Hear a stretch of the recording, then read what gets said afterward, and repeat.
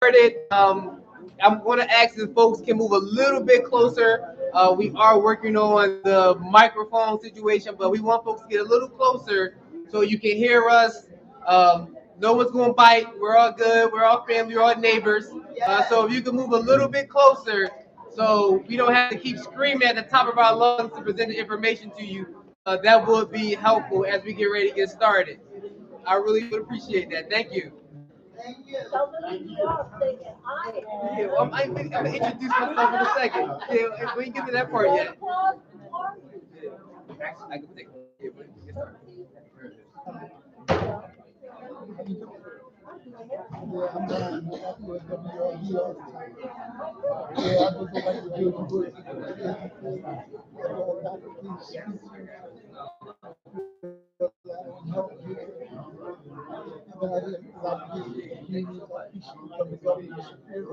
But Jesus right now.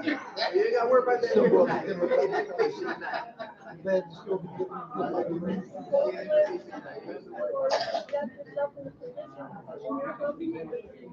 Oh yeah, yes, I've been doing my book. You're not bragging it for me. So much fish. You got me 52 here when I'm looking at it. I gotta do that.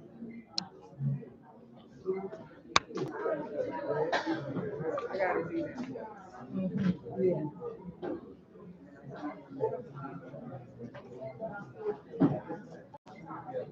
Did you come from this neighborhood? Yeah. That's right, but you probably knew what your name in there. That lives over there. Jerry Baskerville. Baskerville. That was his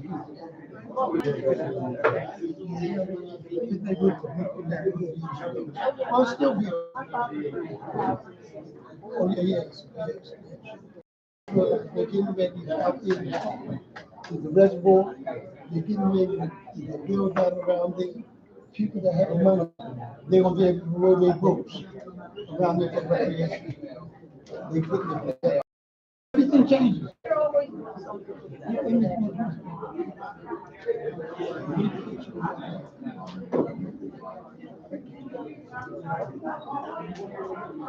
You took the school in school.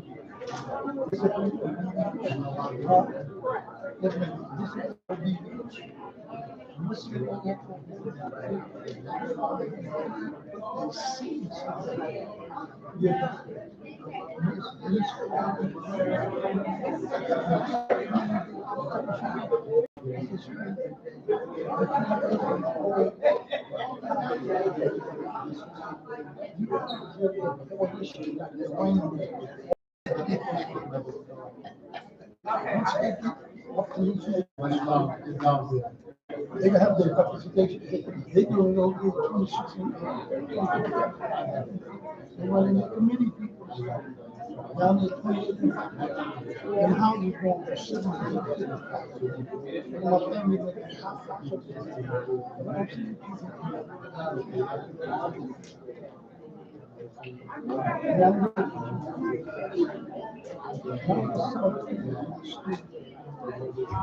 Like your mother wanted to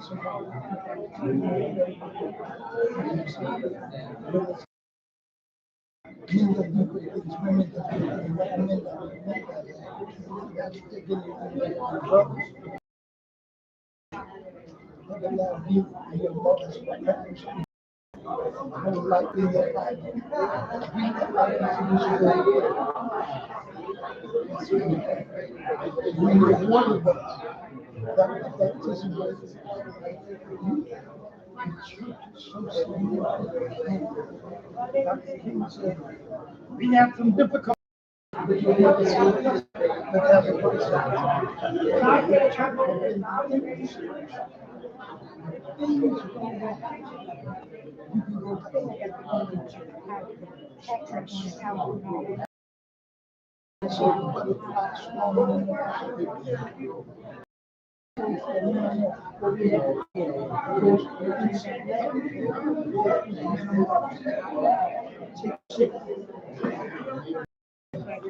All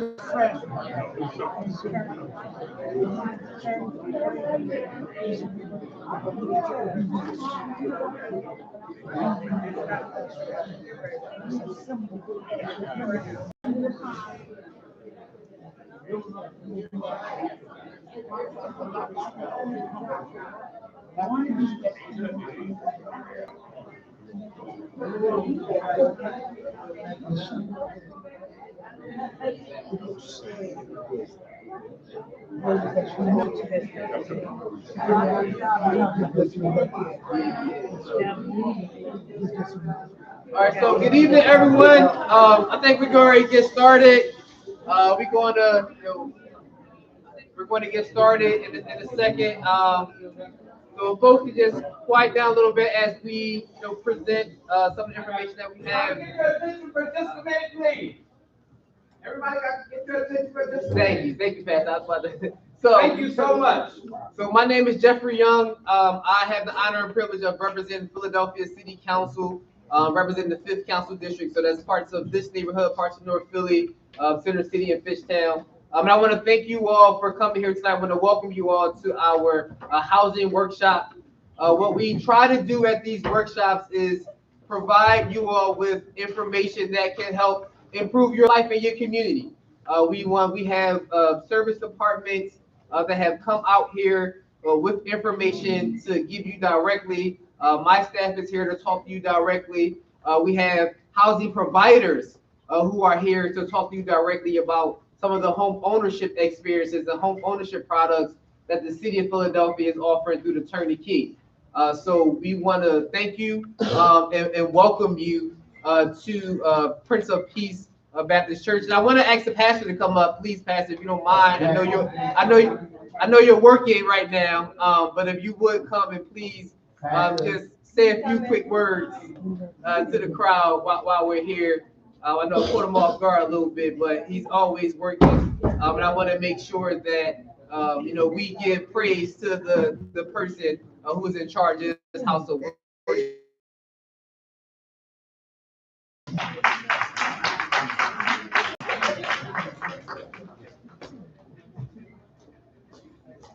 Good evening, everyone. Amen. Welcome to Prince of Peace. We pray that this has been a blessing. I was sharing with some people that, yes, I'm new here, and I'm sure everybody know that already. But one of the things I wanted to say is my goal for this evening is to make sure we were doing something to bring resources to the community. In the absence of doing nothing, we wanted to do something. And this is one of the many ways that we hope that we could be a beacon of hope and light to the community, to not just now, not just tomorrow, but just going forward. We hope to do some things that'll bring about change. I hope you ask some challenging questions, because I believe the only time you can get growth and change is with a little bit of discomfort. Amen. All right. Also ask that you be patient with us. I've heard some rumblings, and we're just going to be candid. That's kind of who I am. And I'll tell you, this was not something that happened in a vacuum. We've been planning this for about 3 months. So this is not in lieu of something else that will happen, because I know there are some other conversations that we need to have in the community. I'm eager to have those conversations. I have some people that I'm talking to. I don't want to call names, but I'm sure everybody knows that I've been talking to Sister Jackson. That's what I call her. That's my cousin. I don't know if we blood or not for sure, but she's a Jackson, I'm a Jackson. So we're going to be cousins, and we're just glad to have you here. We welcome you here, and I hope, again, that this is the first of many meaningful conversations that we can have about how to move the community forward and do some great things. So I'm excited. I hope you are as well. Again, my name is Pastor Eric Jackson. My wife is in the back, Reverend Yvette, and we hope that if there's anything that you need, there's some Prince of Peace folks all around the building that are here to help you. All right? God bless you. Thank you, Pastor Jackson, for that. And the pastor has been so kind to open up the church for community meetings. We will be working with the pastor to try to host something else here next month. And so we're going to be working to make sure we get that information out to the community as soon as we can get that information out to you. But we want to make sure that you are well equipped with the resources to help improve your life. So I think that the next one we're probably going to have maybe L&I and Streets Department and some of those other service departments out here to talk to you all about how we can help improve our communities and improve this part of Strawberry Mansion. And without, I want to bring up a partner of ours in community who has been working day in and day out to improve our lives in Harrisburg. I want to bring up State Senator Sharif Street to give us a few words.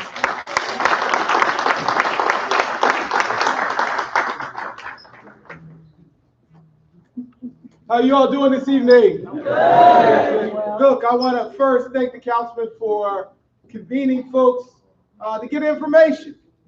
You know, one of the number one things I hear when I'm out here is folks say, "Didn't nobody know about that? I know somebody that could use help with that program. I know somebody that could have used that. Why don't y'all have more meetings to get the information out there?" My understanding is that is the purpose of why we're here today. There's going to be some information about housing. There are information from various departments that are going to give you, that have resources that will talk to you about the services that folks need. And look, in a meeting like this, you get the people who are committed to helping and engaging their community, but you are the messengers who will take that information to the other people on your blocks who only think about this stuff when they have the crisis. Right. And so this is an opportunity for you to get more information, to put tools in your toolbox, so that when people on your block have a crisis and they say, "Oh my goodness, I need a will," you can say that pretty lady from the Register of Wills office told y'all about what was going on. If they say, "Oh my goodness, what's going on? I got a problem with the water," you got folks in the water department that will talk to you. People who want to know about housing, and certainly the councilman's office, because my dad had this job being the 5th District councilman.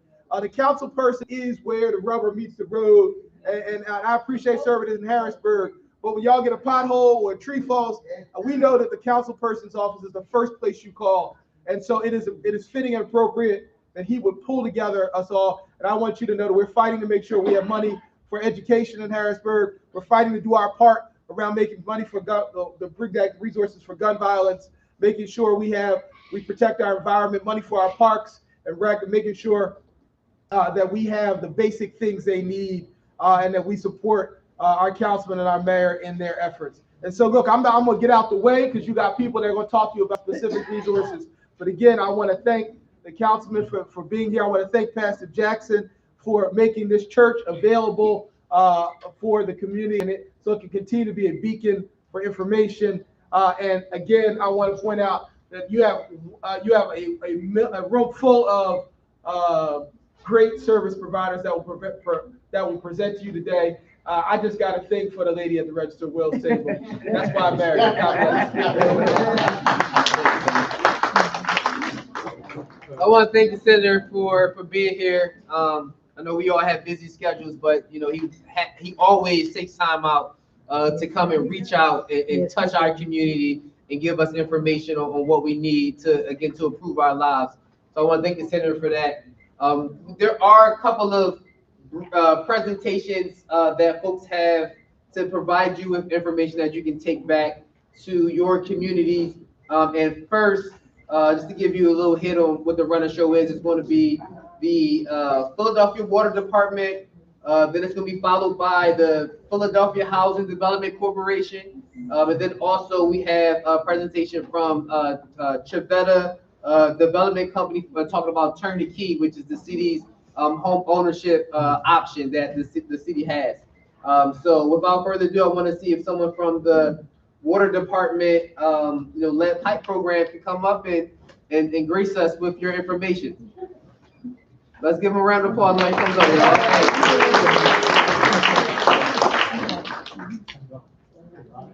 Hello. All right, I'm just gonna hook up here real quick. I have a little abridged presentation about lead plumbing. And my name is Nick Gayton, and I do outreach and engagement around lead plumbing and water quality. So, thank you very much. We all know these houses in North Philly pretty old, right? Yeah. So we want to make sure that we have all the information that keeps us healthy in our houses, from our drinking water And so this is really going to be helpful information for all of us, and that we need to take back to our neighbors so they understand what this is as well. I'm just gonna hook up real quick so I can put some visuals up on the screen for us, because that can definitely help. And thank you very much for the invitation here today. And I have a table back there with all of these resources. Thank you. Oh, I gave you some minutes. Okay. That's okay. There you go. Go ahead.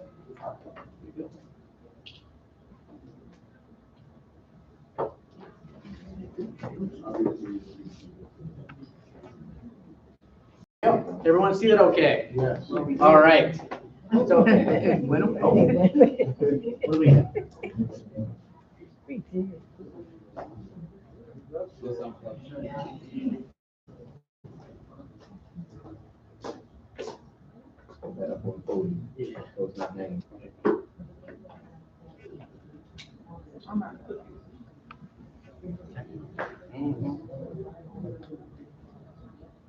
There we go.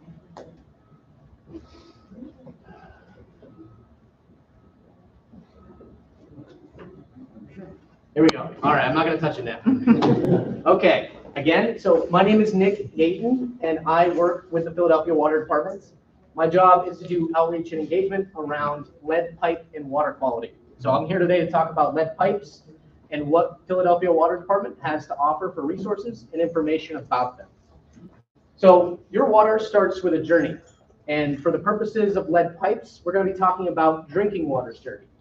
So that journey starts at our waterways. We actually pull water from both the Sioux and Delaware River, and that water is then treated at our treatment plants.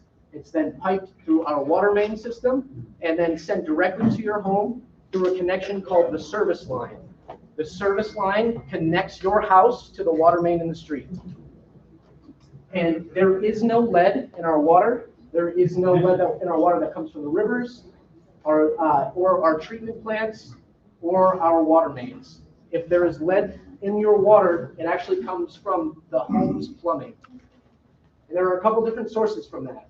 So older fixtures from the 1990s or before, soldered joints from about 1989 or before, and of course the service line, which is that pipe that I just talked about that connects your house to the water main in the street. So we're going to talk a little bit about the service line, and that's just a representation of it right there. It connects your home to the moving water in the water main under the street, and that is something that we are working on. Some of you may have received letters, or actually every property in Philadelphia should have received letters over the last few years saying what we have on record for your service line. So the Philadelphia Water Department has never owned the service line. It's always been the owner of the property. It has always been the ownership of the property that it's connected to. And there's a couple different materials that your service line could be made out of. 1 is copper, 2 is plastic, 3 is galvanized metal, and 2 is lead, and 4 is lead. And so the Philadelphia Water Department 2 years ago was, due to some new federal regulations, was tasked with helping to inventory the known records of lead and galvanized steel service lines in the city of Philadelphia. We actually have a map. That's a really cool resource that I'm going to showcase, where you can just type in your address, and if we do have a record of your service line material and what it's made out of, it will show it there. And some people may have a status called incomplete, which just means that we don't have a record. However, you can still live safely with lead service lines, because the Philadelphia Water Department treats our water with a form of corrosion control called zinc orthophosphate. And this is added into our water treatment process at our treatment plants, and it actually coats the interior of your pipes to prevent corrosion. So even if you do have lead pipes, you can still live safely with them. And there's an example on the screen right there about what corrosion control does. You actually wouldn't be able to see the particulates because they're so small, but it's just a visual representation. And for additional peace of mind, something that you can do, say you check your service line map status, and it says that you either have lead or galvanized steel service lines, or an incomplete record, what we always recommend just for good water quality technique is called flushing. And essentially what you do is if you are asleep for longer than 5 to 6 hours, or you're out of your house for longer than 5 to 6 hours, you just turn on your tap and you come back for about 3 to 5 minutes. It costs pennies. And what it does is it pulls in the fresh moving water from the main under the street into your home's plumbing. It's cold, it's fresh, it's a good technique for water quality. And we recommend that even if you don't have lead pipes. And we are going to just showcase the map right here. It's just an abridged version of this presentation. So this is our service line map. And I actually have handouts back there that will take you right to this website if you'd like. And I can even look up your address back there as well. So after this is done. So I just wanted to be a resource for you all. We have a bunch of different information back there. Please let me know if you have any questions. Jen is back there as well. Yeah. Yeah, I have a question I want to ask and make reference to the city and Jeff. He's a young representative now. He needs to lobby with the congressmen and them to make sure we have a Marshall Plan on our piping system in Philadelphia, because they are 100 years of age. And even if you have insurance, and they do have the city have a city. You contract out with the city, because the pipe, like you said, the pipes come from your home out to the street to the main drain. This is why Jeff part is very important to begin now under his administration for the Marshall Plan with the Marshall Plan to build the infrastructure of the water pipes here, because they're old. So you're invested in, you're constantly putting money out. Chances are the line's going to bust, and this is where we need to be at, because the city itself, they have a responsibility and an obligation. I know it's not a utopian just to make anything happen, but these people that's all around here, some of the young people may have their homes, because when I hate to say this, it's not a racial statement, it is a fact. When these other people come in here, you better believe whoever their representatives are, they're gonna make sure that these pipes and stuff are put in place. And you only can do it to the federal government. So with Jeff being a young person, he should make this a #1 priority on his list. Because, like I said, I don't know if you know aware of this. They're getting ready to take on the reservoir.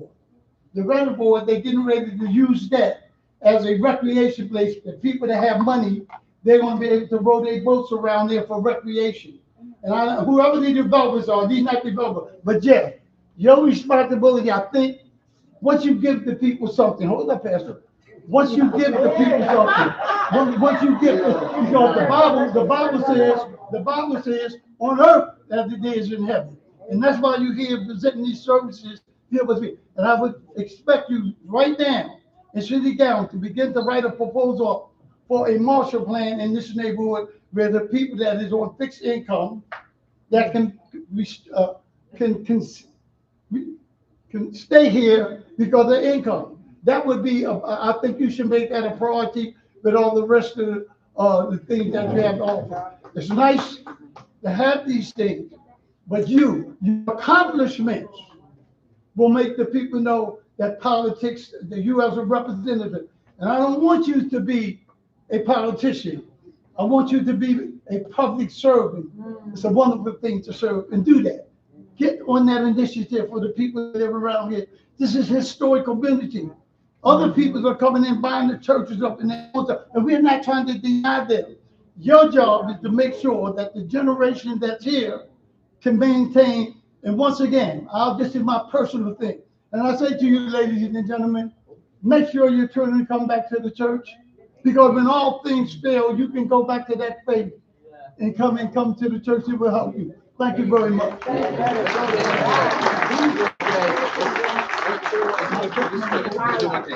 I'm going to take a pastoral privilege. Thank you. This is the gospel according to Ron the Baptist. Ezekiel, it's all real within the real. I'm going to ask, because that's a great point, and I'm sure there's a host of other great points. We don't want to miss any of them, though. I'm going to let the councilman speak in a minute. We don't want to miss any of them. So what I'm going to do is I'm going to go get some butcher paper, and in business, they call it a parking lot. We're going to put some of these great questions in the parking lot, so make sure we don't miss anything. Yes. And they can take it back with them if we don't address it sir. tonight. Yes, sir. Is that all right? Yes, sir. All right. So I do want to address one thing that City Council has been fighting for. Actually, this week, I'm the vice chair of our Transportation and Public Utilities Committee, and we worked with a bill this week that would increase opportunities for low-income Philadelphians to get on those payment plans for the water department as well. So now we will be increasing that percentage of the federal poverty guidelines to allow more people to enroll on those programs. So that bill will be passing City Council next week. So that's what we've increased it from 150% of the federal poverty line to 200% of the federal poverty line, which is going to allow more people on that process. So if you want to engage with the utility companies to figure out if you qualify for some of those payment agreements, those payment plans, just reach out to our office. We'll make sure you are enrolled. None of these programs are fully enrolled at all, with nowhere near capacity for the amount of people in this city who will qualify for them. So we need you all to reach out to just see if you qualify.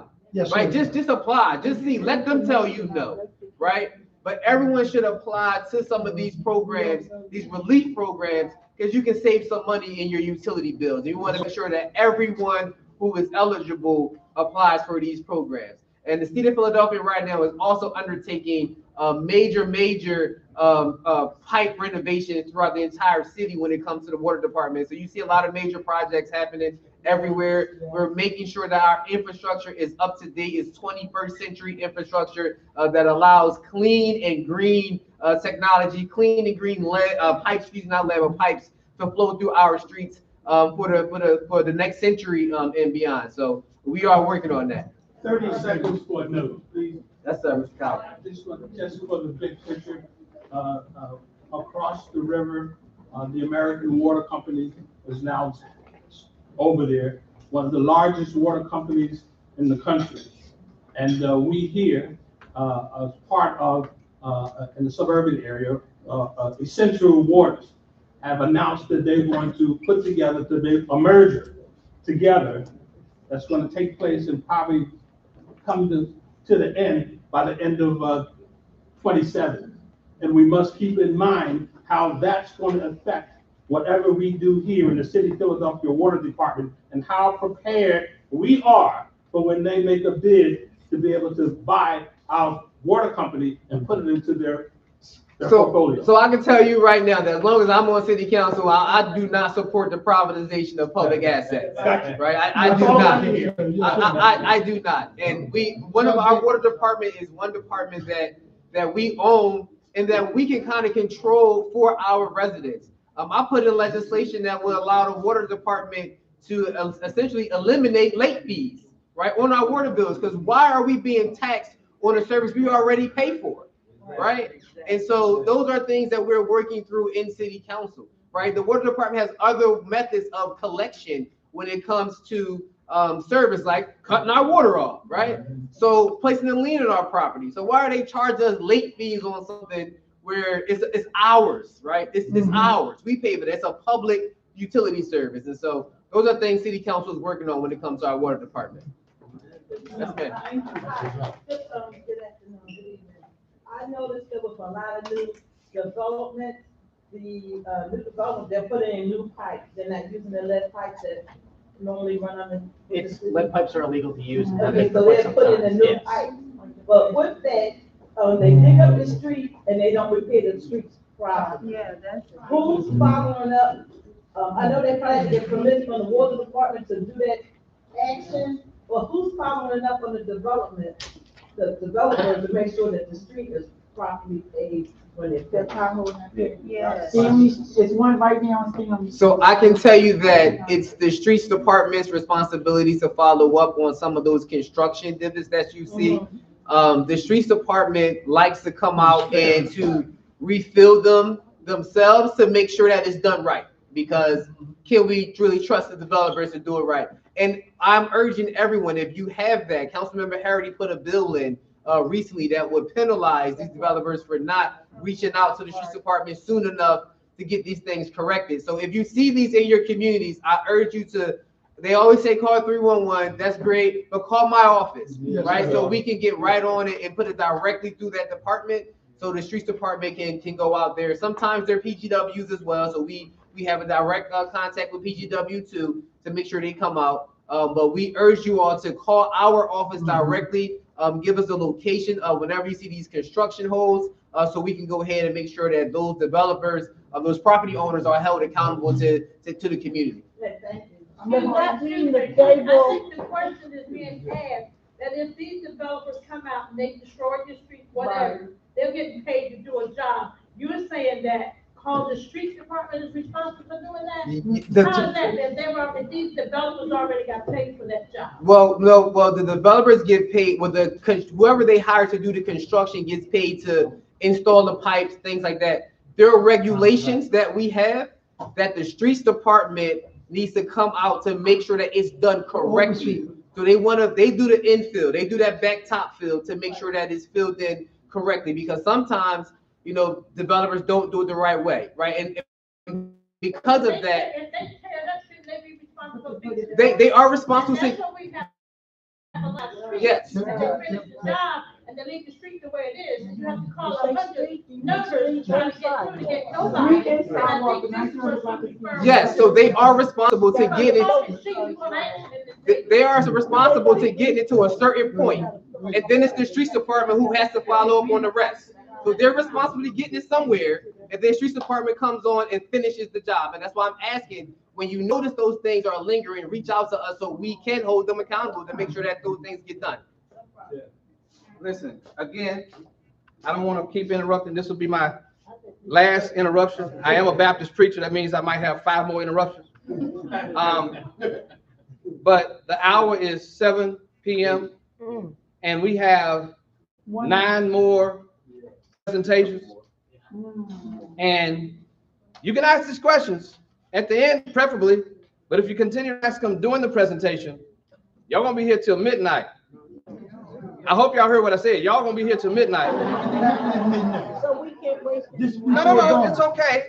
I'm just letting you know. Just before The doors are open, but I'm just kind of forewarning you. There's a lot more presentations, and this is good information. We are putting these things on the parking lot. I think they're important. This does not have to be the last meeting. Know that. Know that. This does not have to be the last meeting. I want to make sure that we're here to help, not just to give you a bunch of information, you run home and nothing changes. The reason that we do the parking lot is so that they can continue to work on this. I had a conversation, I hope you don't mind, John. I had a conversation with John. I was saying it's our responsibility to push these politicians to do their job, right? So it's not wrong to challenge them to do their job, but we got to make sure that they know them. And when you're having side conversations over here, guess what? They get missed. Some critical information gets missed because you're having a great conversation over here that doesn't make it to the parking lot. All right. I know there are some good conversations because I've heard some of them, but let's make sure we're being respectful. One of the things we say in the church is this: we cannot talk at the same time. We can sing at the same time, but not talk. So let's be mindful of that. And I'm out of your way for the last time before the next time. Hold on for a second, really quick. So if you have a question, that you may not want to ask, you can just please go over to Haley over here. We'll make sure that it gets noted as well, and we will follow up with you and getting answers to your questions as well. Jeff, you gave the answer. He said, report it to my office. We're going to make sure the subcontractor is held accountable. That's it. That's the answer right there. Not saying that what the lady is saying. He's saying that this is the first time that this councilman is going to make sure that contractor is held accountable. That's my interpretation. Go ahead. Thank you. Yeah, just real quick, like the council member said, we have resources, we have senior discounts, we have income-based payment plans. Please don't ever hesitate to reach out to us. I'm going to be back there. I can give you my card. If you have any more questions about lead plumbing or water quality, don't hesitate to reach out to me as well. Thank you so much. And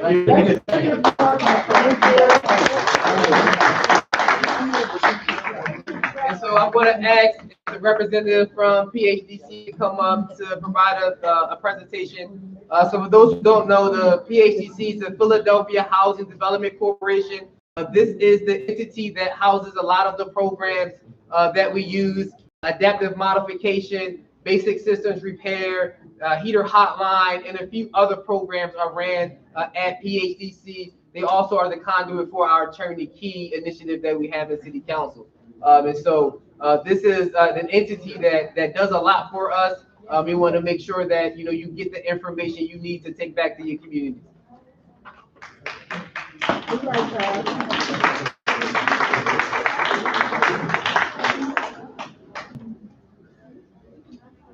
Thank you, Councilmember Young.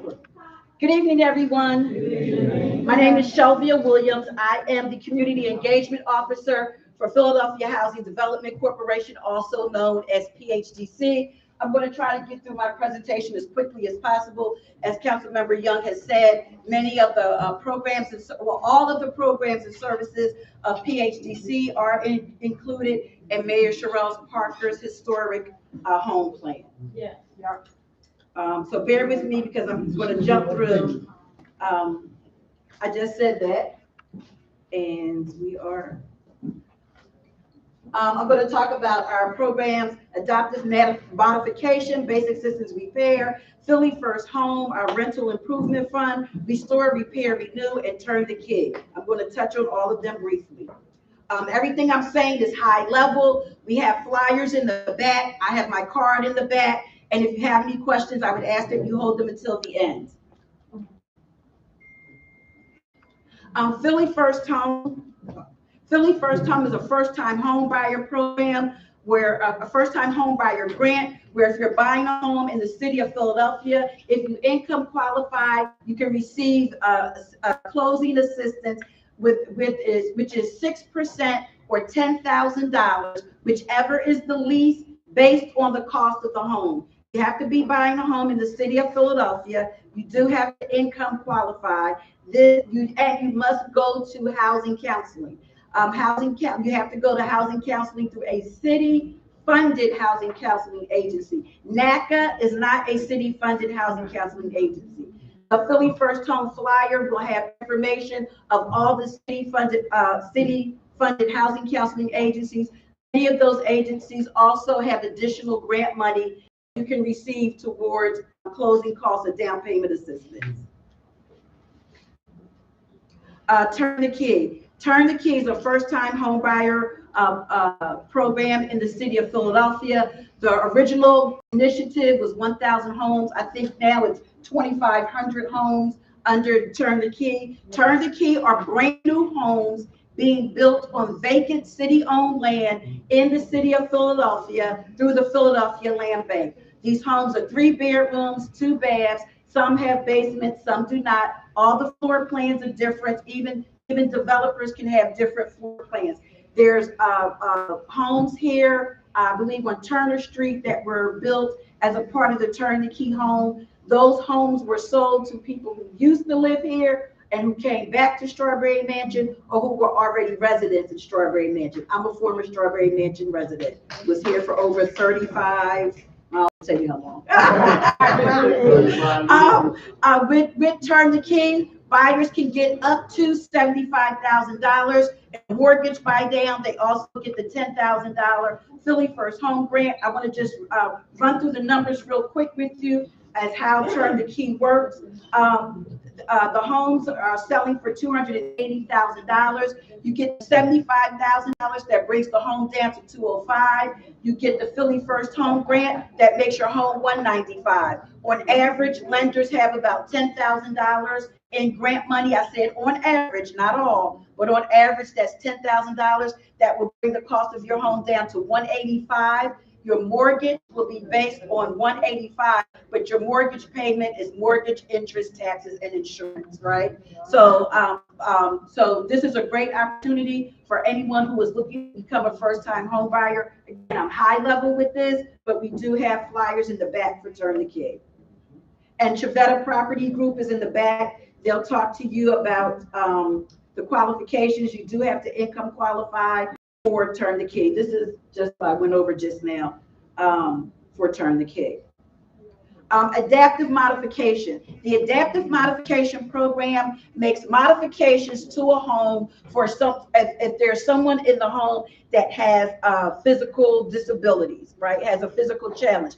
This program is not based on age. Let me just say that. Everything for PHDC is income driven. So adaptive modification is not for seniors. It's for a home that has anyone. Unfortunately, we have so many folks now that are gunshot victims. We have, you might have a needs adaptive modification. So it includes wheelchair, stair gliders, and making your bathroom accessible, big enough for a wheelchair to go into a shower. They take out the tubs, they put in showers. They also, in some cases, make modifications to kitchens so that if you need modifications made to open drawers and things of that nature. That's adaptive modification program. This program can also be used for renters. So if you're renting, your landlord would have to sign off and agree to the program, but that landlord must be in compliance. They must have a rental license and they must be current or in a payment agreement for all their city services, such as real estate taxes, water, and those kinds of things. I want to talk to you about basic systems repair program. How many people watch Property Brothers, HGTV, all of that? BSRP is not that, okay? It's not that. BSRP is the basic systems of the home: plumbing, electrical, roofing.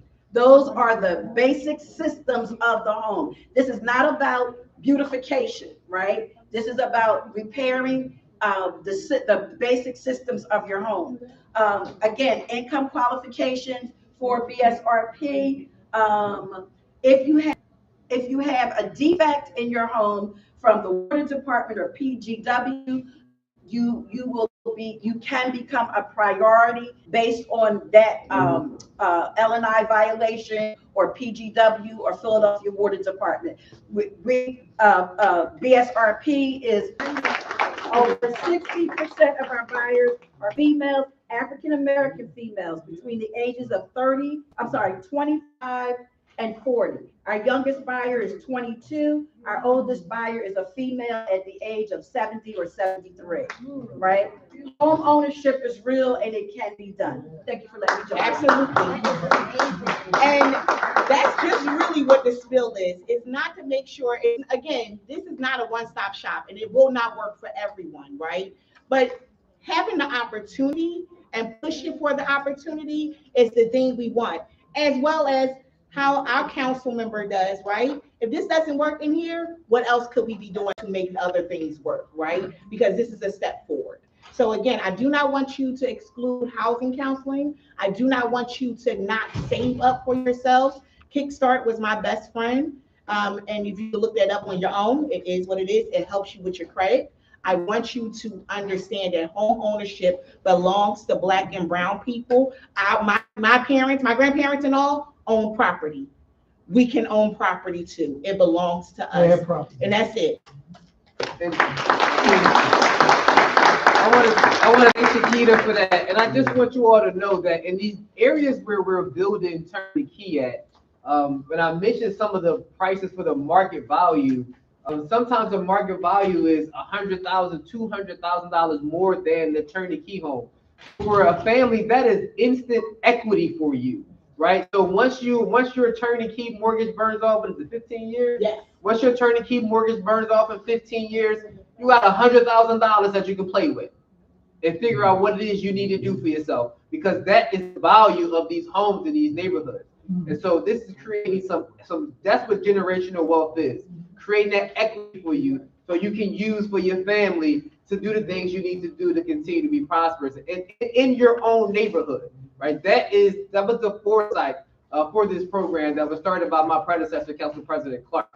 Because we know that our neighborhoods have value. We can see, look around and see, right? Our neighborhoods have always been valuable. But the way that things are now, we want to make sure that people who are in communities have the opportunity to stay in their communities and not get priced out, because a new home that hits the market is going to be way more than what that community is typically used to, right? This is a way how we can help with that gentrification that's happening in communities, right? So everybody can't afford a $500,000 house. right?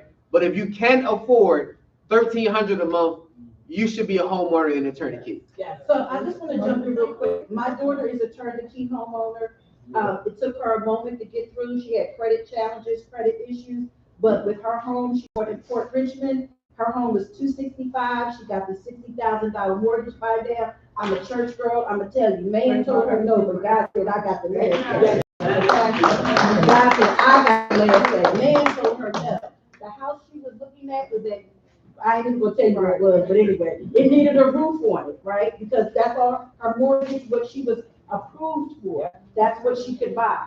But God said, I have the last word. My daughter will be in her house a year in July, and she told me, Mom, I still cry almost every night because I can't believe I'm here. Her house has a yard that is 15 by 30. 15 by 30. She went to the settlement table with $60,000 mortgage buy down, $45,000 in grants. She went to the mortgage table with $105,000. This is real, and as council member says, she has instant equity in her home, right? So I'm here to tell you, we can't want it for you more than you want it for yourself, but home ownership is real, and it's important for us. And as council member says, these homes will assess for more than what they are selling for. So that is equity in your home. So if you are looking to be a homeowner, you got children, you got a husband, you want to get rid of, no, I'm just joking. Yeah, real quick. You bought a house, turn the key. Then the taxes go up, forcing the people, they can't pay the taxes. Now I'm talking to Jeff, Councilman, and I think that this is very important. You're gonna have to, and I say it not being disrespectful, you're gonna have to address the issue, the taxes in this proximity around here. My daughter have a house here. She got it under the Dow Corp when they came in here and did the rebuilding of these houses, if you remember back in the day. Once that house is paid for, and they reassess the property, every time they put up something, Councilman, in your district, they're gonna come in and reassess the property. People cannot afford that. You as the young councilman, and I like when you took that position over there on Gerard Avenue with that property there. And I'm gonna close down with this. Please, sir, let the community see that you are taking a position on the tax in this community here. This is prime land. A family member got a house at 28th and Poplar.